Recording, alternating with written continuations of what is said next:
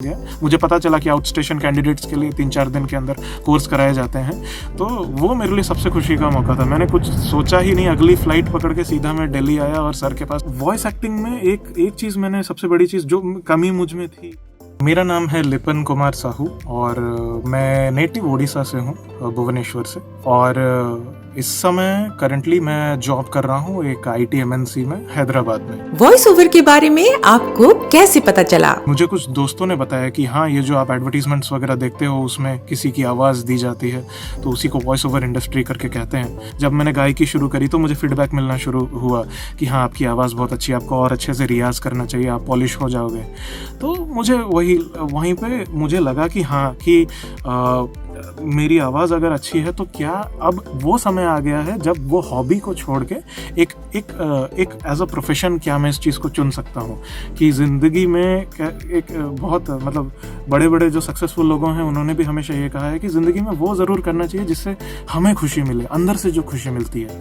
तो उसी रिगार्डिंग मैंने इस चीज़ को ढूंढना शुरू किया कि हाँ चलो, हॉबीज़ का तो मैं काम कर रहा हूँ, मैं वीकेंड्स में जाता हूँ, इवेंट्स करता हूँ, तो अब यहाँ पे नेक्स्ट कदम मेरा क्या होना चाहिए कि यहाँ से अब मैं थोड़ा मॉनेटरी बेनिफिट्स भी कमा सकूँ या फिर कुछ पैसे अर्न करना शुरू कर सकूँ कि एक पैशन को एक प्रोफेशन बनाया जा सकता है या नहीं। हैदराबाद से इतनी दूर दिल्ली में ट्रेनिंग लेने का विचार कैसे बना? इंटरनेट में रैंडम सर्च कर रहा था कि वॉइस ओवर क्या होता है, कैसे इसको स्टार्ट कैसे कर सकते हैं। पहले तो मैं बहुत कॉन्फिडेंट था कि हाँ, मैं स्टार्ट कर लूँगा खुद से यूट्यूब वीडियोस देख के, लेकिन थोड़े समय के बाद मेरे को ये एहसास हुआ कि नहीं, मुझे एक प्रोफेशनल ट्रेनिंग की ज़रूरत पड़ेगी।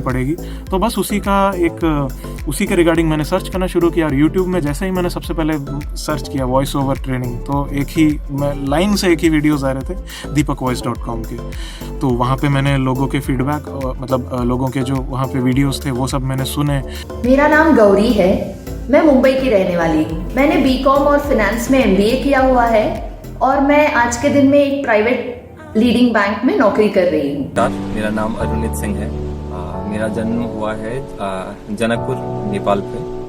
तो एक अपनापन सा लगा कि सबकी जर्नी मेरे जैसी ही थी। वो कहीं कॉर्पोरेट में थे, कहीं थे, उनको रियलाइज हुआ कि हाँ, जीवन में कुछ करना चाहिए, तब उन्होंने ट्रेनिंग अटेंड किया। में ही खत्म करी है मार्केटिंग कम्युनिकेशन में, बट उसके बाद मुझे रियलाइज हुआ कि दैट इज नॉट समथिंग जो मुझे करना है हमेशा। उन्होंने चीजें सीखी, फिर उसके बाद आज की डेट में वो बहुत सक्सेस हुए। एंड उसके बाद अभी तो मैं full time freelance voice artist हूँ। तो वहाँ मुझे एक कनेक्ट महसूस हुआ कि यार, सब लोग ऐसी दिल्ली आके कुछ दिन रह के ट्रेनिंग करके सीरियसली इसको प्रोफेशन बना रहे हैं। मैं कोटा से मैंने ट्रेन पकड़ी, हम फाइनली पहुंच गए बल्लभगढ़। मैं मुंबई, अभी मेरी क्लास खत्म हुई, मैं कल जा रही हूँ। अब मैं इतनी एक्साइटेड हूँ। तो मुझे इसका एक स्टेप लेना चाहिए। और सबसे बड़ा चीज़ जो मेरे को अट्रैक्ट किया था, क्योंकि वो एक सबसे पहला वीडियो ही मैंने वही देखा था कि जब दीपक सर को वो अवार्ड मिल रहा था for narrating with conviction and eloquence the unique story of national award मिल रहा था। तो वो that was a goosebumps moment for me. I thought कि this person can teach me, I can really, if I can get little bit benefited from this person, I can really reach heights in my life, that whatever talent I have, I can polish it.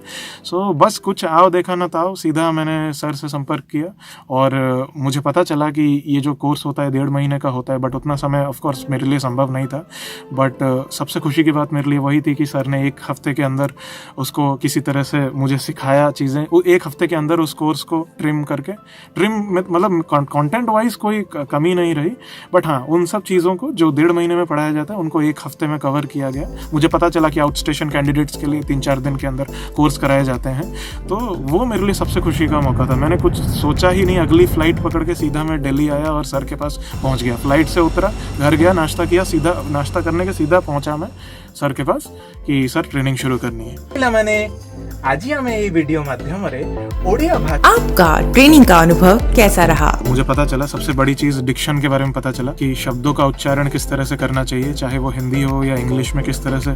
मुझे लगता था मेरी English बहुत अच्छी है, but यहाँ आके पता चला कि हाँ, वो डिक्शन में कहीं ना कहीं थोड़ी कमी रह रही है, उसको मुझे और बेहतर करना है। मुझे पता चला कि मैं अपने इमोशंस को उतने अच्छे से वो झलकते नहीं है उतने अच्छे से जब कैमरा के सामने आते हैं। वॉइस एक्टिंग में एक एक चीज़ मैंने, सबसे बड़ी चीज़ जो कमी मुझ में थी कि वॉइस मॉड्यूलेशन में कर लेता था, लेकिन जब कहते हैं कि आपको ड्रामा और होना चाहिए, वो एक एक्साइटमेंट जो एक होना चाहिए, तो उसको मैं कहीं ना कहीं मैं झलका नहीं पाता था। जैसे कि मेरे को अभी भी याद है, सर ने एक चीज़ बताया कि मैं असल ज़िंदगी में कैसा हूँ, चाहे मैं दुखी रहता हूँ या फिर एक बहुत ही नॉर्मल इंसान, या फिर मूड ऑफ रहता है मोस्ट ऑफ द टाइम्स, बहुत ही सीरियस रहता हूँ, लेकिन जब वॉइस एक्टिंग का काम कर रहे हैं तो एकदम हंसी खुशी से, एकदम एनर्जी से करना चाहिए।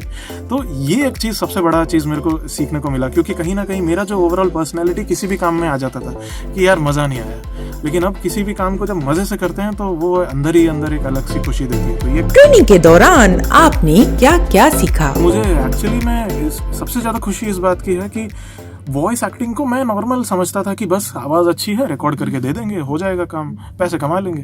बट यहाँ आके मेरे को पता चला कि ये voice acting is actually acting.